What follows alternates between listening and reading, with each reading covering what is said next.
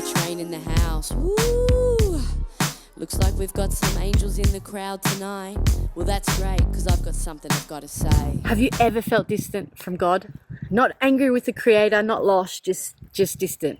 Well, recently I went to bed feeling exactly like that. And I prayed a simple prayer. God, I feel distant from you. And I left it. There was no great revelation, no booming voice from the heavens. I just simply fell asleep. But all night long I kept dreaming of fish. The symbol was everywhere. And somehow woven through the dream was the presence of Christ. When I woke up, I felt peaceful. I felt excited. I felt comforted. And I began to reflect on what the fish symbol means. Many people know that the fish is one of the oldest symbols of Christianity. Long before church buildings and denominations, followers of Jesus would use the fish as a sign of recognition and faith. But what struck me wasn't the symbol itself. It was the timing. I had just told the Creator that I felt distant. Then came a dream filled with one of the most ancient symbols of Christ.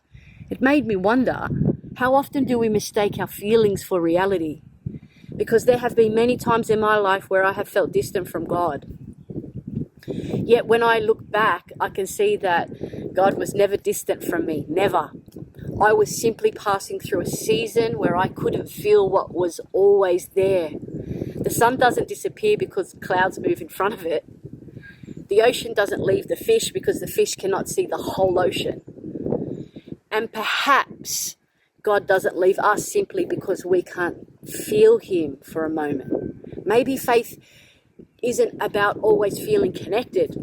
Maybe faith is trusting that we are connected even when we don't feel it. When Jesus called His disciples, many of them were fishermen, and He said something remarkable. Follow me and I will make you fishers of men. This fish became a symbol of gathering people into something greater. And that's how I see the fish.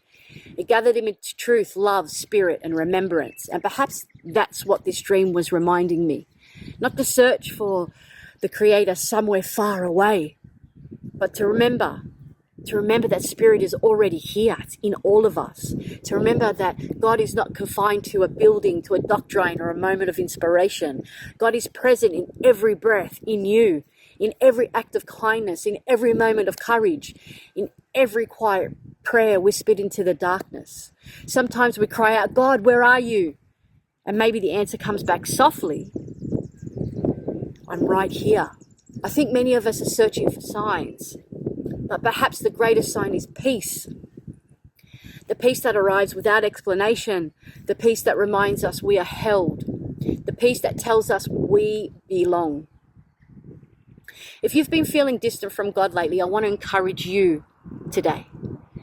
Don't assume that distance is real because it feels real. You may be far closer than you think. You may already be surrounded by the presence you are seeking. I guarantee you probably are. And maybe, just maybe, God is speaking to you in ways you've not yet recognized. Through dreams, through nature, through people, through love, through stillness, through the quiet wisdom of your own soul. Thank you for joining me today. I'm Rain, and this is LoveLight Kingdom's All Souls Gathering. Until next time, keep your heart open. Stay curious. Remember that you are a soul in a body on a journey, and leave room for mystery in your life. For sometimes the greatest truths arrive in ways we never expected. So keep your eyes open and your heart open.